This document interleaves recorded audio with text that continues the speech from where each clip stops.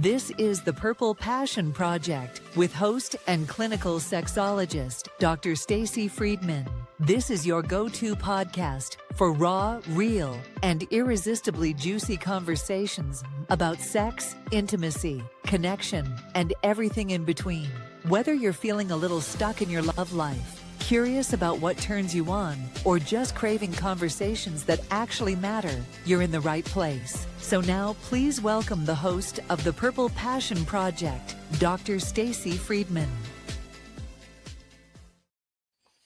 Hey there, what do you get when you mix purple, passion, and permission to be your true self?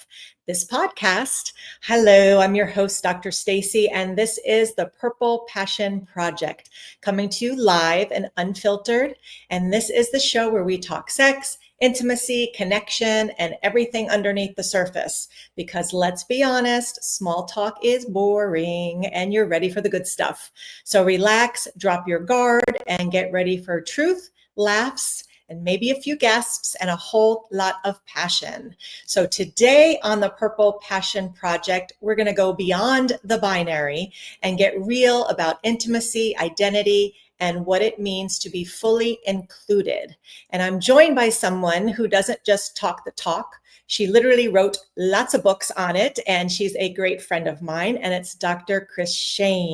And she is America's go-to LGBT plus expert, a mental health pro, multi-degree powerhouse. She does a lot of studying and a passionate advocate for making every space, whether it's the boardroom or the bedroom, safer, sexier, and more inclusive.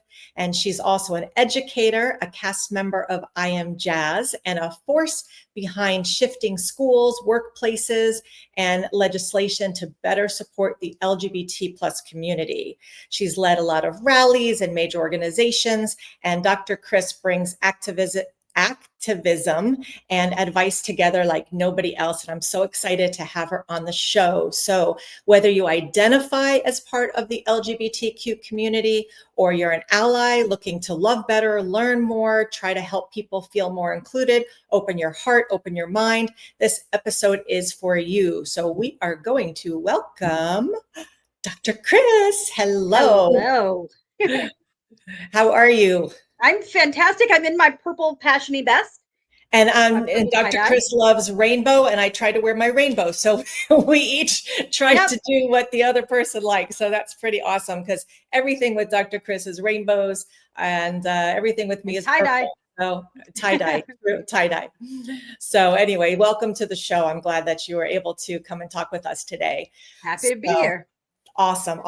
So what we want to talk about today is, one of the things that we always want to do is try to help people feel included, and we want to feel loved, and we want to feel acknowledged, and we also want to build safety for people, especially in the LGBT community, in the environment, especially today. So if you've been called America's LGBT expert, but what actually got you into this world of advocacy and education, especially, when it came to sex and intimacy and just in general? What brought you here?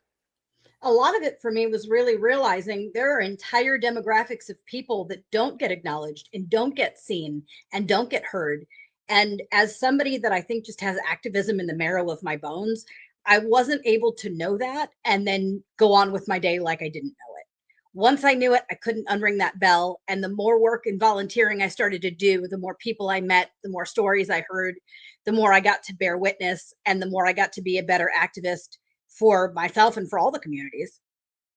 Yeah, and because the more people that you meet, you realize people are just people wanting to thrive and wanting to love and just be included. And it's awesome that you took all of that from just everything you've done and people you've met and built a career and a life with that. It's amazing. So, and one of the things that I've seen you mention is that, you are very connected with the trans community as well and people that you work with. And you see that so many people, not just the LGBT, but a little bit even more so with the trans community, that a lot of the people are feeling unloved, disconnected. And so, in your opinion, what can you do, or what can we do to prevent the trans youth from feeling so unloved? And what does it look like to love somebody like that community in the right way? I think we need to be present and vocal. I think we need to be using our social media platforms not only to talk about the harm that's happening to the trans community and trans youth communities, but to amplify when we're seeing trans joy. We so often get in situations where we see trans people as victims because they are so often victimized, Right. but also making a point to find the videos online, whether you're following hashtags or following the content of trans creators, and find the moments of happiness, find those moments of gender euphoria, and putting them out on your own social media channels so that you're sharing them with your audience and liking or following or subscribing or commenting on, so that those algorithms show that that content is what we as a society want more of. And also so that those who are making their living this way, because it can be hard for trans people to find traditional employment, we want to be supporting their way of employment as best we possibly can. And so when you talk about the employment, what exactly are you doing? Are you connecting with management? Are you connecting with different businesses? How are you helping in that aspect? Yeah, so some of it has to do with finding out any place I've ever worked before I've agreed to work there. I've asked them about their trans policies. And if they've given me problems, I've put myself financially in a privileged enough place through saving that most of the time I can either then exit that situation, or if I'm going to be able to be in a position to empower situations and policies and procedures, staying in that position, specifically knowing that I'm going to be able to make those changes to make that space safe enough for a trans employee, or marketing and advertising the job openings into where the trans community is, which might be at a community center. It might be a trans website online in your community. It might be a Facebook group or an Instagram account or any of those sort of social media forums, finding those. That way we recognize we're seeing, we can make our changes, and we can also invite people in instead of keeping people out. Right. And social media nowadays is so important because people are fearless behind a computer. And the more that we can find, like you said, those accounts that they are being proud of who they are, and they want to be able to show success, or, oh, yay, I'm finally able to get this job, or I'm finally able to do this and do that because I'm being accepted. Those are those positive things that we have to share, because that is going to be so important in helping those people thrive. And if you care about people in general, then you should care about everybody and not just someone who is not like you. Even if you don't understand what they're going through, or understand or feel it's right or wrong according to what you believe, it's not your place to understand. Everybody has something they're dealing with. And so as long as you accept, and be kind, I feel it's like so easy to just be inclusive. Absolutely. And I think the nature of social media is that we get these bite-sized pieces of information from all sorts of different places. And so just following maybe a surgeon who does transgender surgery, or somebody like Jazz Jennings, who is a transgender icon and content creator, Laverne Cox is an actress, Elliot Page is an actor. All these people, follow one or two, look for the trans hashtag if you're not sure who to follow, and find some content, whether it's somebody around your age, someone who lives not far from you, or somebody that just seems interesting. Follow along with their journey, and you'll learn, not because you're being lectured at, or not because you've done something you have to be told what you've done wrong. You're going to get bits of their daily life and bits of what they put out for you, just alongside everything else that you get in your newsfeed. Right. And I think it helps normalize the community and saying, oh, well, they're dealing with the same thing I'm dealing with. They're dealing with this, they're doing this. I think that because so many people either don't know somebody who might be trans, or someone in the LGBT community, it's foreign for so many people. And so that's why I think there's so much like against it because there's just not an understanding, or you may not know somebody. So you just feel like, oh, they might be weird or different or this or that. But most of the time, many times, people don't even know that someone they're talking to might be trans, because they've transitioned and done all the, any type of surgery, or just changed their, voice, or their, the way they're dressing. Some people pass and some people don't, but the understanding is that people are just people trying to just get through life. Yeah, you talked about normalizing, and it makes me think of Sue Sanders, who is an LGBT icon in England and a dear friend. And she has invented a word that I am obsessed with called usualized.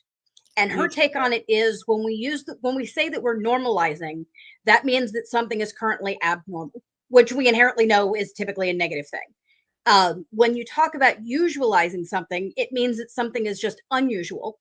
And that doesn't make it a bad thing. Matter of fact, most artwork, right? Most artwork is unusual, and that's what makes us love that piece as much as we do. Right. For those of you who haven't gotten a tour of Dr. Stacy's house, there is a secret there, and the secret is her parents were beautiful, wonderful artists, and her home is filled with the picture behind her head, the painting behind her head, and all sorts of Art things everywhere. Right. And it's not because it looks like what we see on the shelves at Bed Bath and Beyond or TJ Maxx or Home Goods that's usual and just like everything else. We love it because it's unusual, because it's unique, because it evokes a feeling or an emotion. And so when we usualize something and we make it allowed to be unusual sometimes and becoming more usualized, I love we that. take some of that negative stigma out, right? I met her doing a panel during COVID, and they brought us together virtually. And I literally said, when she said it, I love that word. I love you. Let's be friends. And bless her for not thinking I was too much of a giant weirdo. And she said, okay, now we're friends. And no, you're just being usualized. I was usualizing my weirdness. We're usualizing your weirdness. Heaven help us all. But you know what? It makes sense, because different is not necessarily not normal. I mean, what is normal? Who is normal? I'm not normal. And who wants to be normal anymore? Why be normal? Exactly. The best musicians, the best artists, none of them would probably call themselves normal. No, you want to be around. I love being around people who are unique and different and have quirks, and that just brings something different to the world. Why be with normal? There's a speaker who's actually Florida based too, called Sally Hogshead. And she has an entire career on different. And she says different is better than better. And I literally will whisper that to myself when I make what feel like mistakes to me, because I feel like we all have those moments where we think people are watching and judging. And the reality of it is, if you asked me to name the last 3 mistakes that I saw Dr. Stacy make, I couldn't name them. First, because of course not. Hypothetically, if she did, not only did I probably not notice a mistake that she made at some point, I didn't remember it. It didn't stick in my head. So I have no clue what ever even happened. And then Most people are judging themselves more so than judging others. Then I can tell myself, if I don't remember Dr. Stacy's mistakes, in theory, she probably doesn't remember mine. And the same could be said for any of us. And sometimes when we kind of let ourselves off the hook that way, we can take a breath and actually take in more information, more knowledge, put out more kindness, more empathy. Absolutely. And speaking of being able to show kindness and empathy, what are some ways that we can show up better for queer and trans folks in dating lives, relationships, or even in the bedroom? And it's not just, sexual relationships. It's even just friendships, any type of intimacy that you could have. What are some ways that you recommend that people can show up for them?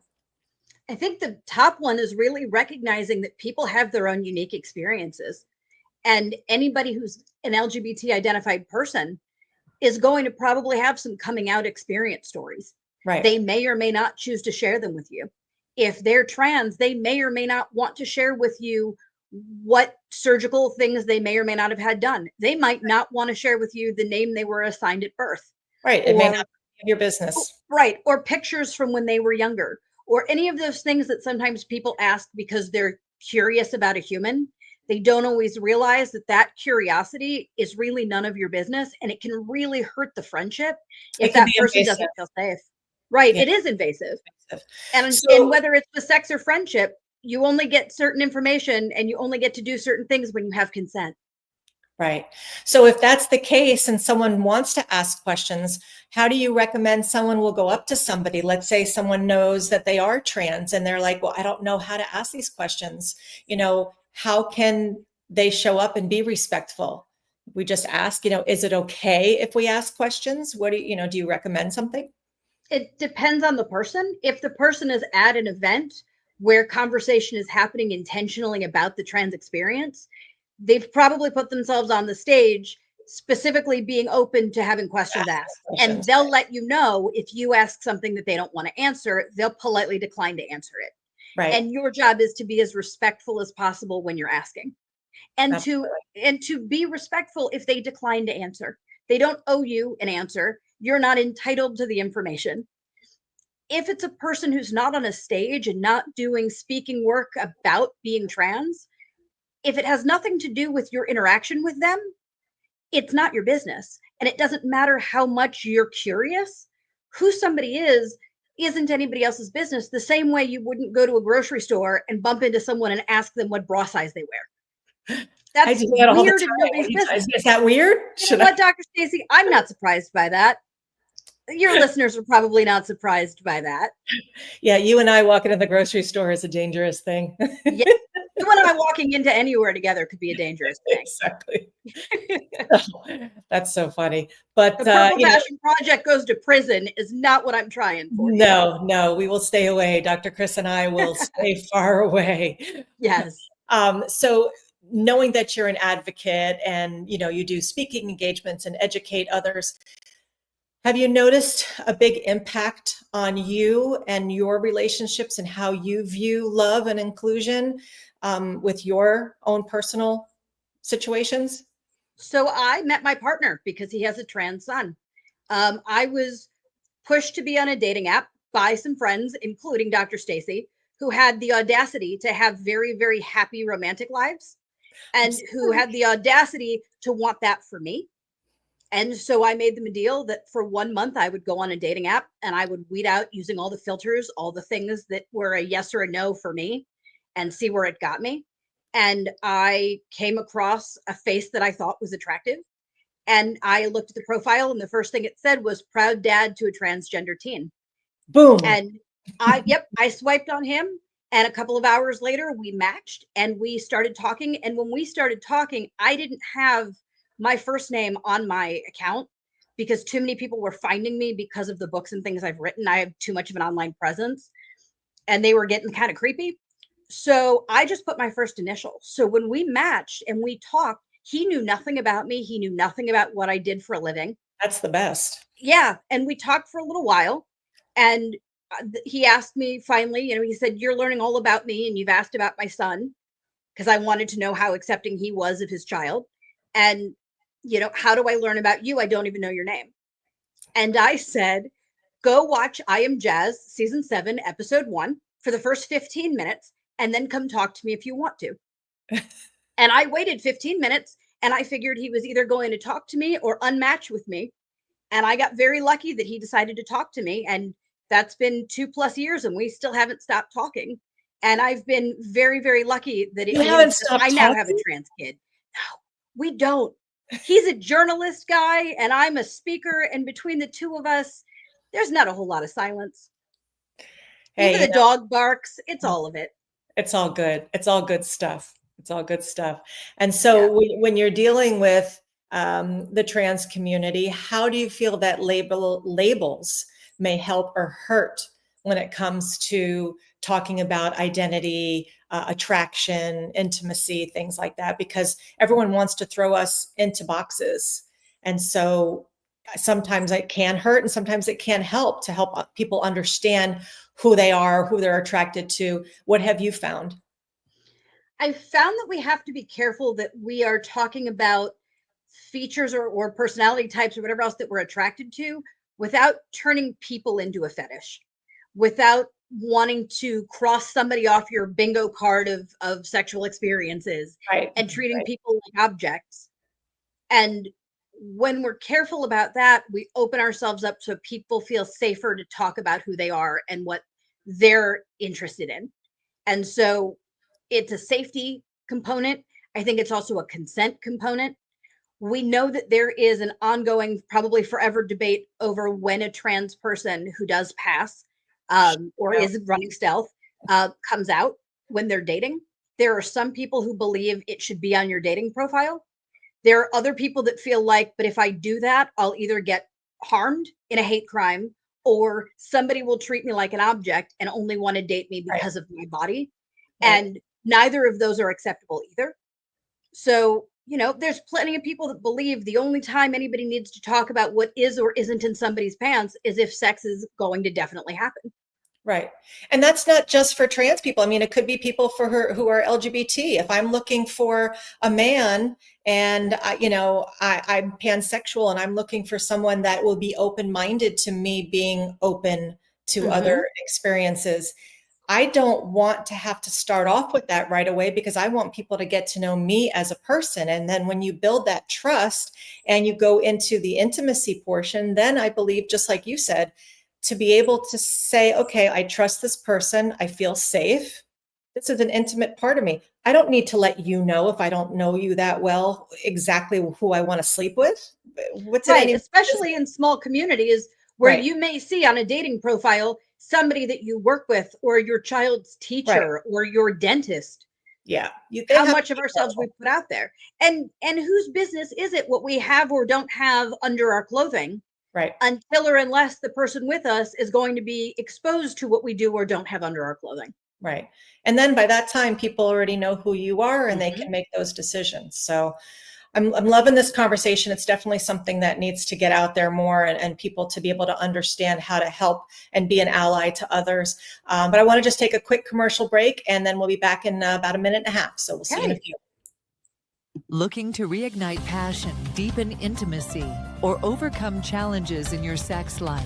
Meet Dr. Stacy Friedman, a clinical sexologist and certified sex coach with over 20 years of medical and coaching experience, dedicated to helping individuals and couples build more connected, confident, and satisfying intimate lives. From performance anxiety and desire mismatch to communication struggles and curiosity about pleasure and identity, Dr. Stacy creates a safe, judgment-free space for real transformation. Her unique blend of medical insight and compassionate coaching welcomes all, whether you're single, partnered, poly, queer, straight, exploring, or rediscovering yourself. Through one-to-one coaching, she helps clients explore their desires, break through barriers, and embrace a more empowered sexual self. And the best part? She offers a complimentary 15-minute consultation to ensure it's the right fit. Visit drstacyfriedman.com to schedule your free call today. Dr. Stacy Friedman, where her passion is to help you create yours. And we're back. So we were talking with Dr. Kryss about inclusion, and especially in the transgender community. One of her focuses is just helping with workplace inclusion and being an ally, and been amazing. And so as being somebody who helps bridge that workplace mindset on inclusion, what do you feel that people should stop assuming about trans people, about their bodies, about pleasure and desire, versus someone who may not be? I mean, I could go as far as to say we should stop assuming anything. At this point in our lives, we ought to recognize, we're all unique. We all have different experiences, and we're also all human. And so I think there are some people in the trans community that may want to talk openly about their experience coming out, or their experience in the dating world, or their experience meeting their partner or their partners. Some may not want to talk about that at all in the workplace, and may feel that that's either not professional or just isn't something that they feel they can trust their colleagues with at this point. So not assuming and not trying to pry into people's spaces if they don't choose to volunteer and share, I think is always critically good in general. Yeah, yeah, absolutely. It shouldn't be assumed that just because it's something that might be different than what you're dealing with or what your life is, that it's an open book, and not everybody feels that way. So it's important for, once again, like you said, to get consent, to ask the questions, and to respect that not everybody is going to be open. So one of the things that we had brought about in the questions I wanted to ask you is challenging the idea that sexual orientation is all about intercourse.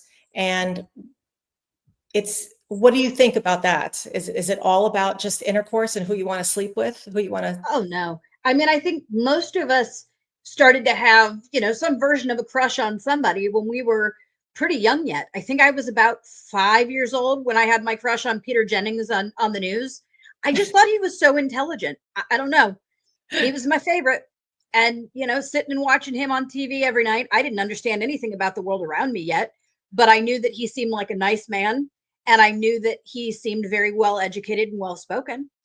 And I certainly That's was not of the attractive. age, right? But I wasn't of the age where I was thinking about, you know, Intercourse. no, no, or about boys in any sort of sexual way. I just enjoyed that particular human. And, next for me, I think was probably like Joey Lawrence when Blossom was on. And Oh my God, Joey oh, Lawrence. uh-huh. Did I have his cassette tape? Yes. My parents were divorced. I had 2 copies, so I was never without one. Oh, it's a whole thing. And I probably still could sing along to half those lyrics if someone played it right now, because I wore those tapes out. But I Yeah. think those moments are part of who our sexuality is, in who we're attracted to. But that doesn't necessarily mean we're having sex with everyone we're attracted to. It doesn't necessarily mean we're having sex at all. And there are television shows specifically capturing the journeys of virgins who are over, say, 25 years old or over 30, I or just that heard movie. about that the other night. I think I'm the one that sent it to you. Because I have been asking. There's a show on TLC, which is the channel that I Am Jazz airs on.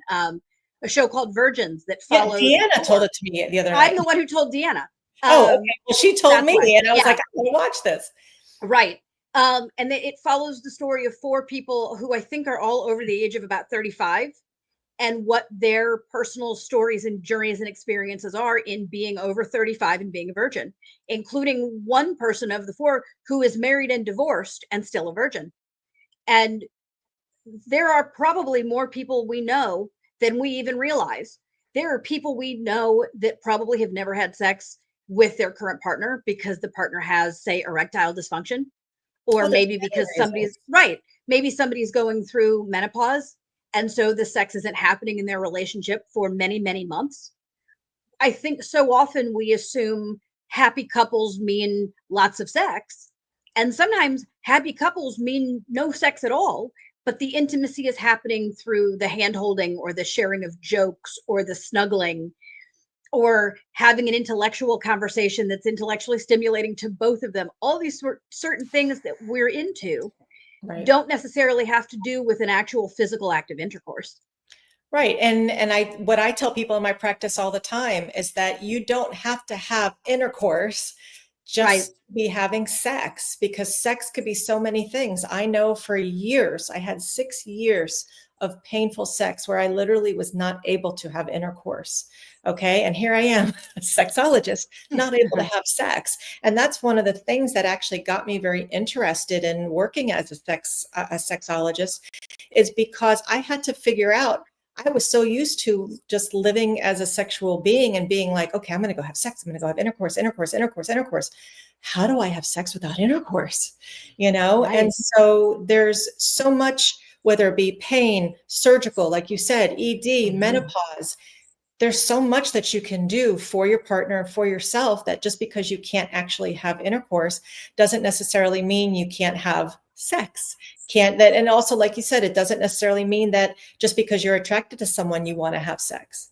I Right. have I have somebody on next week that talks about asexuality and neurodivergence and all this kind of stuff. And it's just a really interesting thing, is that everything is fluid. And if people can just understand that it's not a binary, it's not a one way and a one way, there's a whole line in between. And we need to be able to hold a safe space for everybody in that line. Whether it's a long-term relationship, someone just hooking up, or even just exploring yourself. I think it's so important that we make sure that we create those spaces for people. Yeah, and that we recognize that not everybody has access the same way. I mean, women in America are often allowed to be kind of snuggly with each other. We hug on each other. Some people will kiss each other on the cheek or the top of the head, whatever, in friendship. Men in America aren't allowed to do that with each other without accusations being made about their sexuality. Right. And so in hetero relationships, what typically happens is that all of that man's experience and support of physicality, snuggling with, comfort with, all those things have to come only from his female partner. And that is a lot of expectation that he puts on her, a lot of expectation for her to carry, a lot of expectation that comes out in different ways when a couple has a problem, or when they break up, or when the partner dies. We know that women tend to survive okay when they become widows, because they have typically a friend support system. And men either die very quickly or they get remarried very quickly. It's true, usually within the year after losing a spouse, if they don't remarry. They say they die of a broken heart, and because hopefully their partner is the one that allows them to bring out that feminine energy, that sensitive side, that emotion. So. And getting hugged is just sometimes for some situations and some people, getting a hug feels as good or better than having sex. Oh, I love those. And that's life affirming right there. And there are plenty of people that are having really great intimate lives that don't involve sex in an intercourse type of way, in a penetrative way. I mean, 1 in 10 people with a uterus have endometriosis or adenomyosis or fibroids, and the number goes up and up and up. Or painful sex, or all of these things. There are men that are going through medical care and medical treatments as well. It doesn't mean that we can assume they're not having a very strong intimate bond with somebody.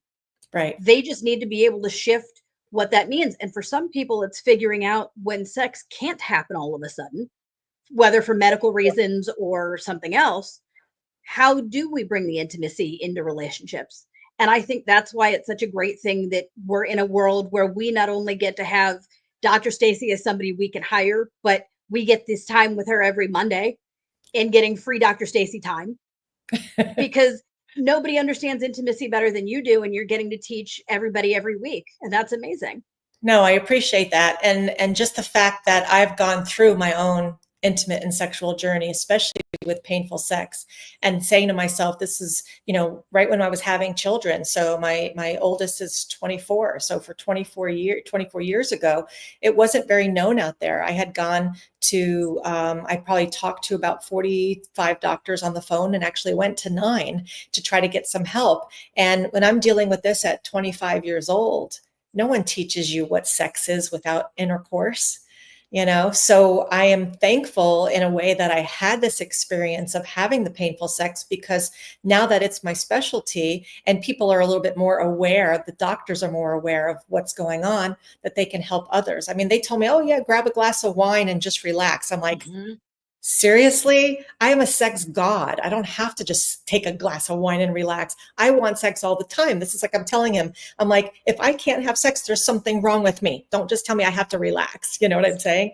Right. So and in our sex ed in this country depends on what state you're in, sometimes what county you're in. Exactly. It's not even required to be medically accurate in the majority of places. Right. And when sex gets talked about, it's typically taught to kids or youth anatomy. As being it's an anatomy lesson, and it's a lesson in wear a condom, and then they show you a bunch of pictures of a lot of sexually transmitted infections, right? And try to scare people. Don't get pregnant, don't get a disease. Yep. And we understand as a society that male people, or those with a penis, are supposed to enjoy sex, That's pretty well taught to us in the media. But there's a giant knowledge gap in that idea that those with a vulva are also supposed to enjoy sex. That this isn't supposed to be you just drink a glass of wine and let your partner have at it because otherwise he may leave you. Right. That's not a real conversation. But Yeah. there are plenty of people who have been told that by medical professionals. Mhm. There are plenty of people who get told, as I did with endometriosis before I had a diagnosis and even after, I was told the same thing. We Yeah, or we I can couldn't give believe it. you right, we can give you something to numb your genital area so that your partner can still have sex. And when I said to them, but then what's the difference between me and a sex toy or a blow up doll or something? Or a donut. Oh, yeah, or Or an anything. apple pie. Or a melon. I don't know. I mean, we could play this game for a long time. We've just invented a new game, folks. But thinking about what that means and what that says about our society and the way that we Yeah. value, or rather devalue, the experiences of people who identify as women when we're talking about intimacy and sex. Right.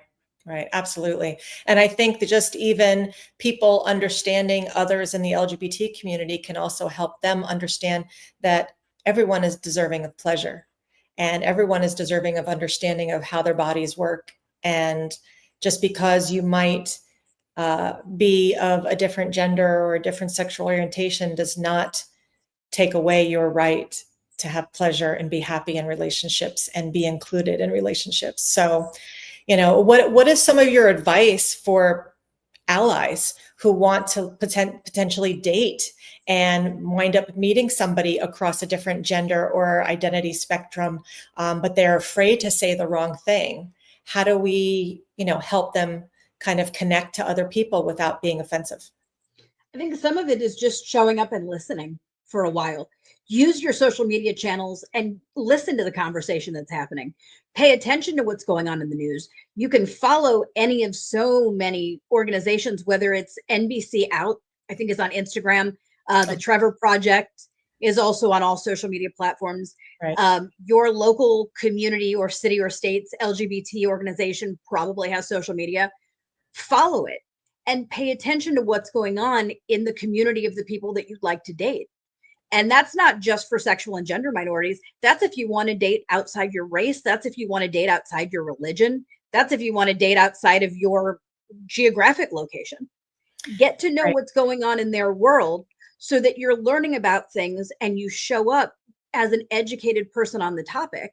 And then you can have conversations with them about their experience within it, but you're not coming into it as if everything is the same, because if you're in a position of privilege, you need to recognize that you're in that position, that you don't have as many things working against you as somebody who may be trans identified or LGBTQ plus. Yeah. And speaking of all the education that we're lacking, I know that you have a few books that you have written to help educate. And every time I talk to you, there's a new freaking book out. I don't even know. I can't even keep up anymore. But, we're talking about traditional sex education and they don't touch on half of the stuff. And so now with so much of this education being taken out of schools, it's so important, like you said, because we don't know who's out there. And if we do meet somebody, we want to know the right way to just make people feel included. So what are some of the things that your books teach that maybe traditional sex education doesn't? Yeah. So I will say, for those who are just new to this idea that sex ed doesn't have to be medically accurate, or if you are listening from somewhere outside the US, go ahead and use your YouTube or whatever channel you like to watch your videos on. Look up John Oliver and sex education. He did a great 20-minute piece of research material specifically on the way sex ed is taught in the States, or not well taught is probably the better way to word that. And I think a lot of it is getting educated, getting to know yourself, and recognizing what your intentions are. We talked about making sure that we don't treat people like squares to cross off on a bingo card. Being thoughtful about that, being thoughtful about what does your reality look like if you're dating someone who is of a different background than you, whether it's sexually, gender minority, racial minority, whatever it is, and figuring out, does this fit in your life? Are you Right. going to need to have some conversations with some people that you love who may say inappropriate things to you? And are you ready to have that kind of conversation? Are you ready to listen and learn and support and be vocal and protective? Because those are some of the challenges that you take on when you take on someone with a life different from your own. Yeah, there's a lot of challenges, and you do have to be open to it, and just being willing to be an advocate and be willing to say, listen, take a chance, get to know this person, do this, do that, and be able to not fear the unknown, because so many Hmm. people that don't know or don't understand, you might get kickback, and you have to Right. be okay with just saying, listen, I choose to educate myself. Like I said before, we're not expecting you to have to completely understand or agree or be on the same page, but to listen and just be like, okay, I accept you for who you are. That's all we're asking for. And So, there are, like every other demographic of people in the trans community, there's everyone from the biggest jerk to the biggest sweetheart and everyone in of between. course, in every community, Right. absolutely. And so if who you meet the first time you meet someone who's trans might be a jerk to you, that doesn't mean all trans people are jerks. Just that one person was, and probably you just caught them at a bad moment. So being really intentional about not thinking that all the trans people or all any people are a monolith is also really important. Right. And that's just the same that goes with anybody who might be racist, saying everybody who's this is that, everybody who's this is that. I mean, it's you. The way that I look at the world is that I'm going to just judge somebody for who they are to me, and also the way they're treating others.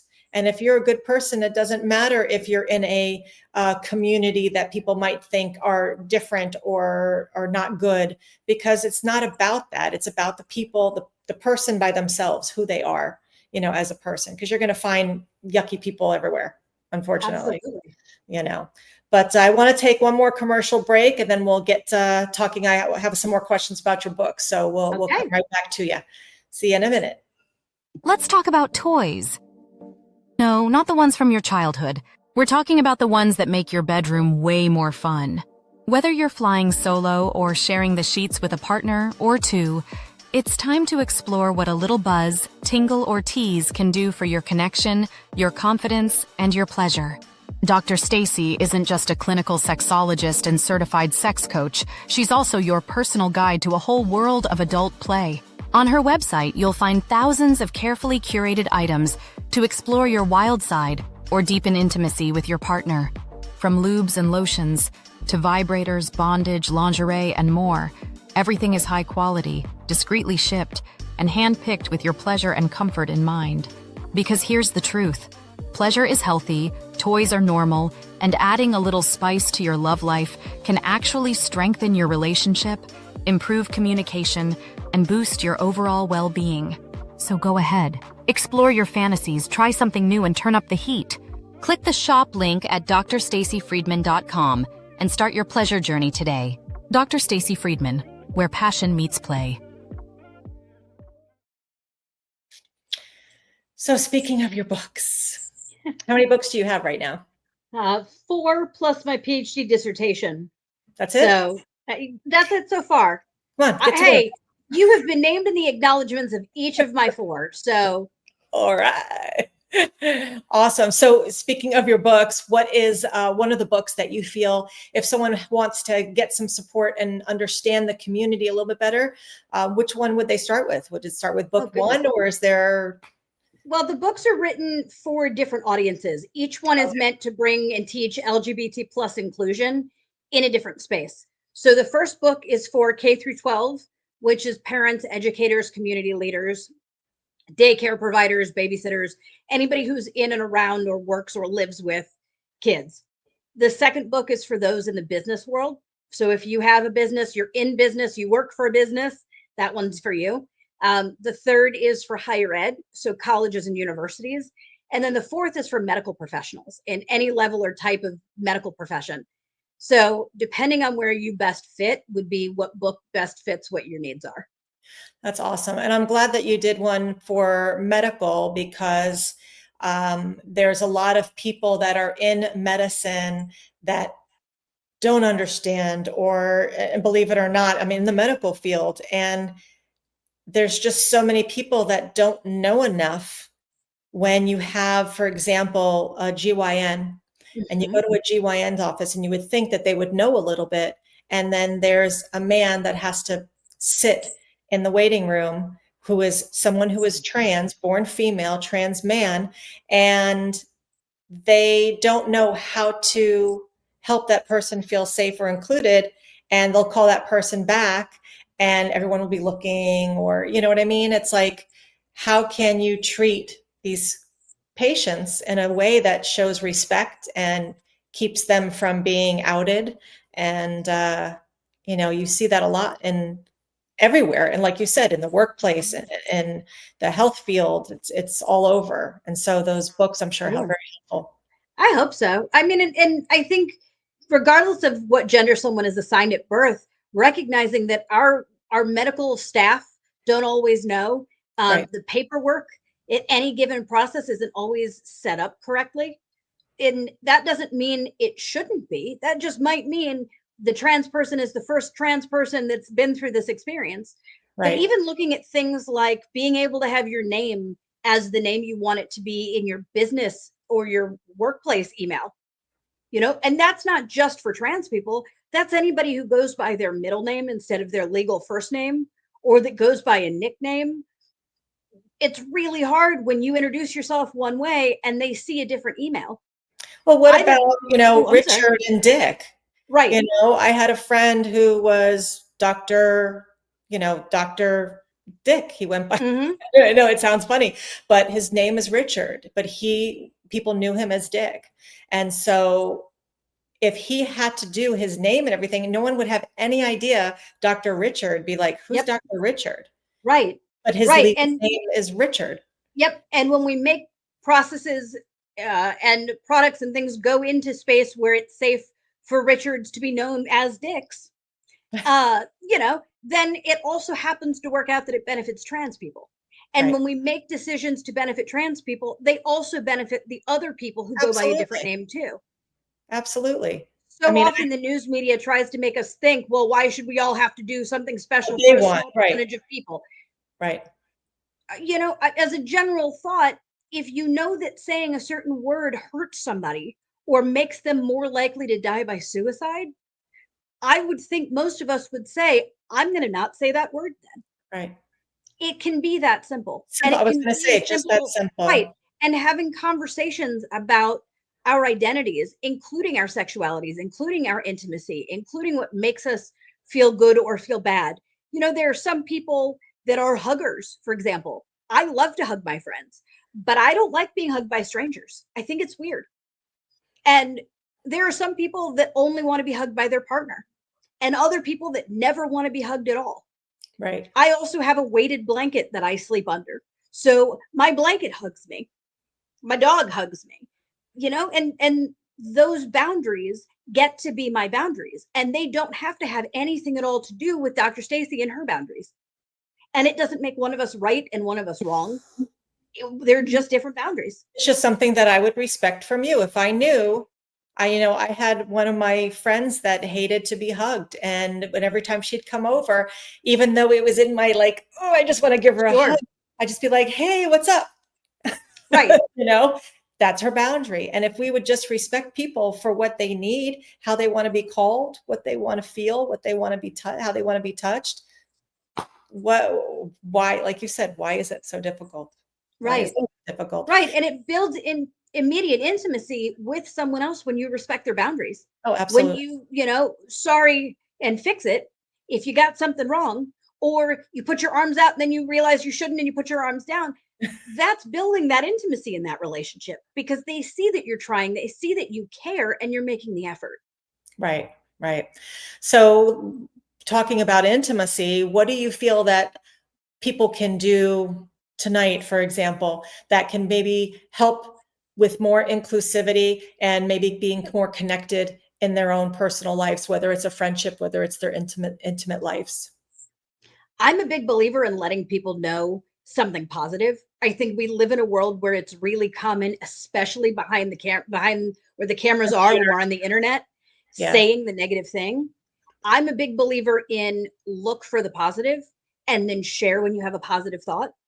So I am guilty of randomly texting and saying to a friend of mine, hey, I thought of you. I saw this color blue. It reminded me of a shirt that you wore the last time I saw you. I hope you're having a great day. No, And not just letting them know purple. at all. Well, yes, for you, it's always purple, but, and for someone else, we barely dare to wear purple except when we're around you because, we have to honor it. But yeah.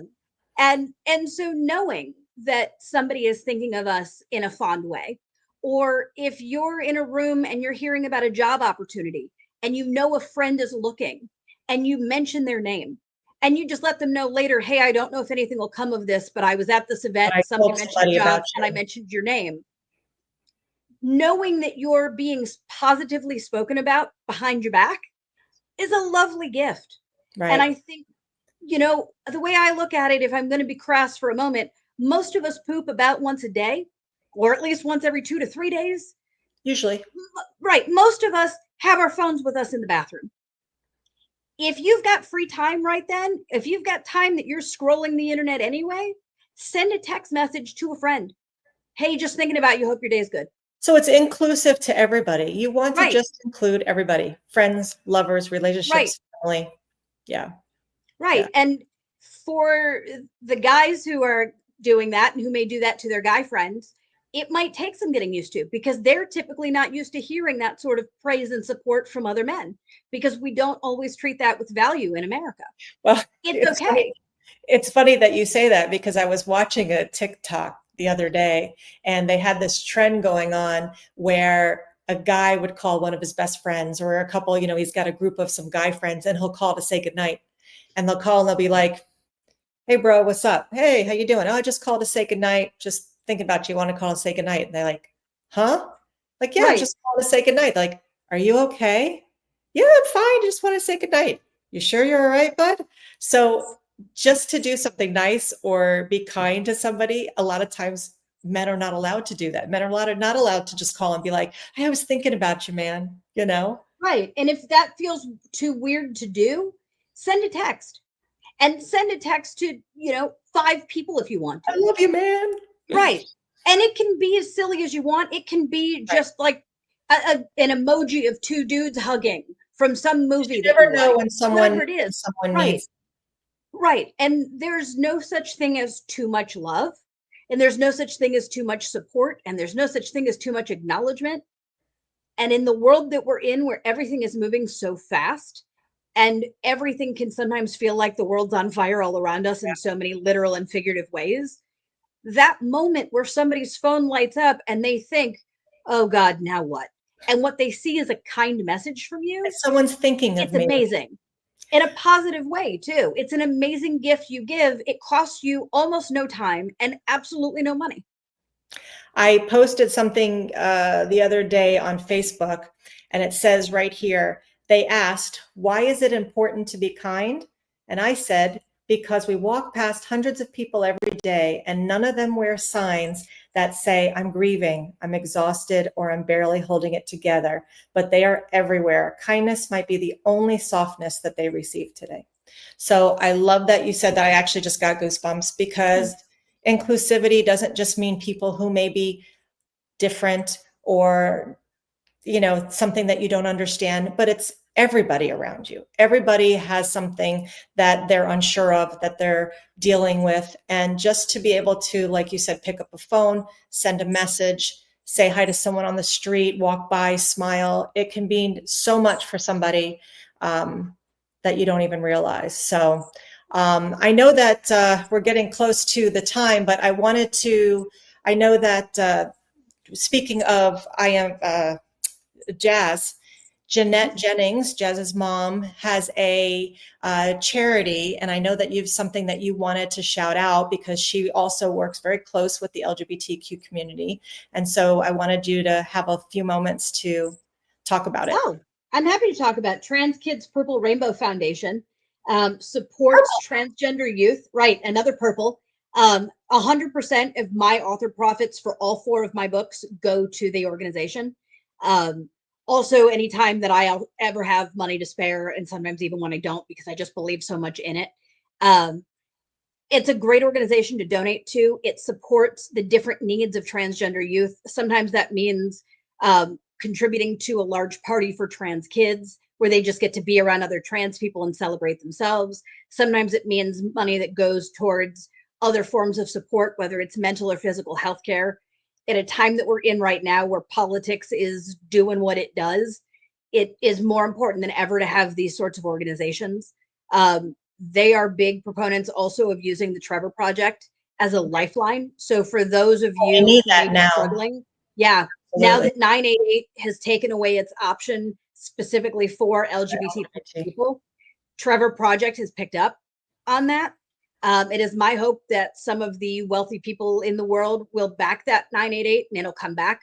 But until it does, if you are somebody who is struggling with safety at this moment, please know that you are wanted and you belong and you matter. Please call that lifeline. Please stay here because the world is better while you're in it. And with that beautiful ending, Dr. Kryss just lit us up with so much great information and some badass tools to make sure that we all stay inclusive and accept others for who they are. And so I wanted to just say thank you for being on here. And once again, always love chatting with you. I know we could talk for hours and hours and hours. But if you love this episode, make sure to grab some of her books. Her website is right on there on the screen. This is kryss.com and it's KRYSS. And repeat Jeanette's charity again. The charity for I Am Jazz and for Jazz Jennings is Trans Kids Purple Rainbow Foundation. Trans Kids Purple Rainbow Foundation. Just remember purple. And so I just wanted to say thanks again. Check out the charity that we just shouted out. And real intimacy is not about fitting in those boxes. It's all about being inclusive. It's about breaking them open together. And so I just wanted to say thanks again. So hope to see you soon. That's it for this episode of the Purple Passion Project, where we keep it real with just the right amount of spice. If today stirred something in you, let it. And if you loved what you heard, subscribe to see more. We're going to have some great guests coming up in the next few weeks. If you're ready to go deeper, make sure you follow on social media at Dr. Stacy Friedman for resources and behind the scenes magic. And thanks for joining us on the Purple Passion Project, where passion meets permission. Until next time, stay bold, stay curious, and stay unapologetically you. Thank you. This has been the Purple Passion Project with host Dr. Stacy Friedman.